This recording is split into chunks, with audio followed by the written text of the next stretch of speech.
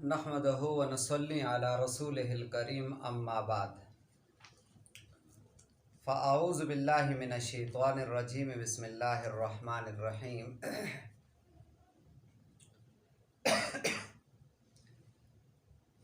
काफ़ी दिनों से किसी ने सवाल लिख के भेजे थे कि इनके जवाबात देने हैं, तो मौका नहीं मिला कि मैं उसकी रिकॉर्डिंग करवा सकूं। तो आज थोड़ा सा मौका मिला है, सर्दी भी बहुत ज़्यादा है, तो मैंने कहा चलो सारे ऐसे मसाइल हैं कि जो दिन रात अमल वाले हैं, जिसने पूछे होंगे आखिर उसको शायद अमल करने में दिक्कत हो, तो मैंने कहा उसके जवाबात दे दूँ। पहला सवाल ये लिखा है कि सजदा सहवा करने का तरीका क्या है। तो सजदा सहवा का आसान सा तरीका है, इसमें कौन सी मुश्किल सी बात है। जब नमाज में सजदा सहवा वाजिब हो जाए, यानी वाजिब छूट जाए या फ़र्ज़ में ताख़ीर हो जाए, या कोई ऐसा काम जिसकी वजह से सजदा सहवा वाजिब हो जाता है, तो नमाज के आखिरी रकत में तहियात पढ़ने के बाद एक तरफ सलाम फेर ले और एक तरफ सलाम फेर करके 2 सजदे करे और उसके बाद फिर अपनी नमाज को पूरा करके सलाम फेर दे। आसान सा तरीका है।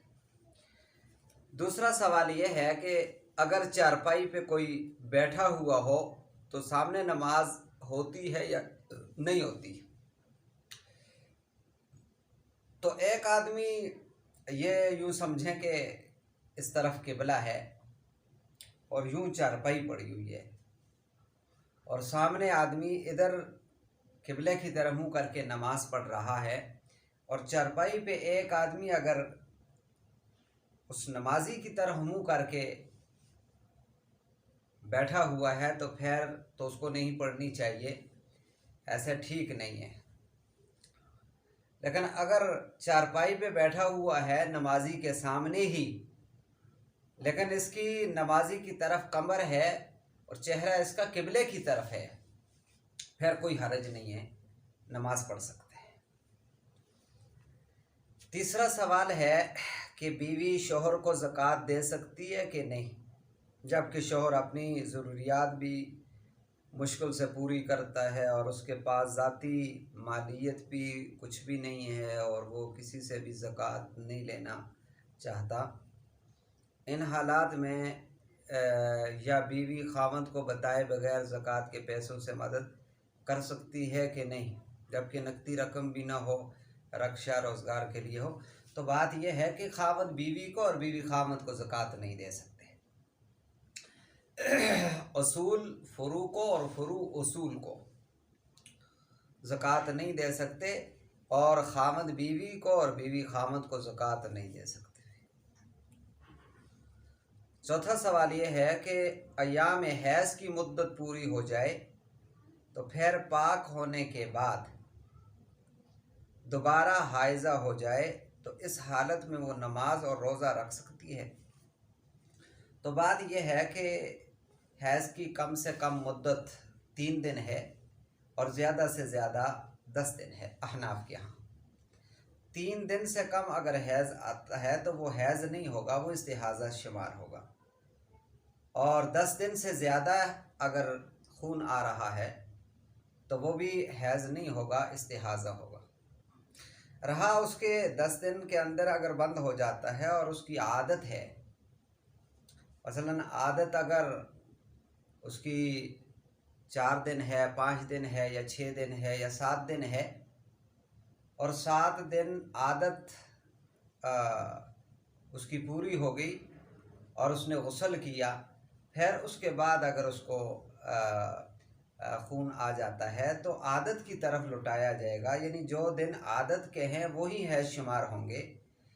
जो आदत के ज़ायद दिन हैं, मतलब 7 दिन की आदत है तो 8 या 9 दिन में फिर खून ज़ाहिर हो जाता है तो वो खून इस्तिहाज़ा का शुमार होगा।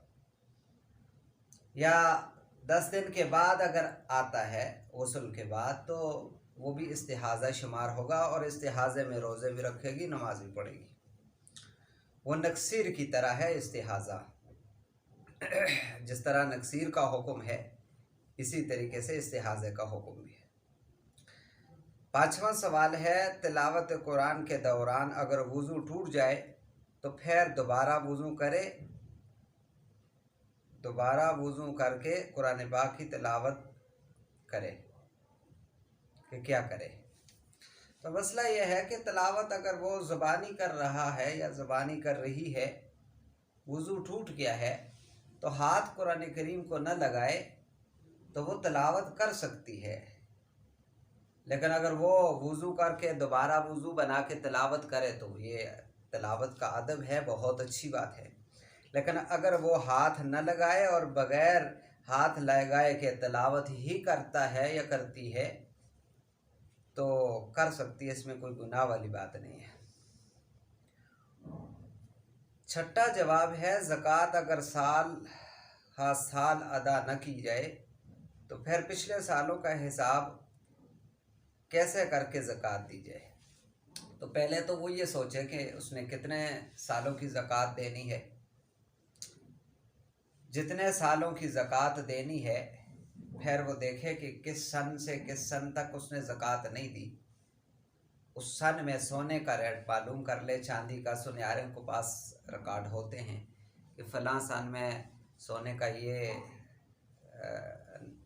हिसाब था, चांदी का ये हिसाब था, तो उनसे मालूम करके वो आसानी से लगाया जा सकता है। ये कोई इतनी मुश्किल सी बात नहीं है, सुनारा लगा के दे सकेगा।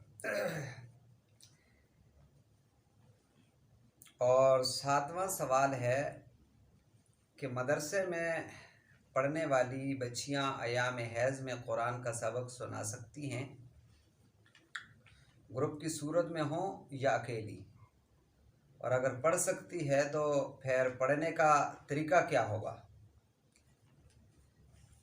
वही हाफजा के लिए तो मजबूरी है, उसको तो सुनाना तो पड़ेगा। अलबत्ता ये है कि वो पूरी आयत नहीं पढ़ सकती, एक एक लफ्ज़ करके वो सुना सकती है।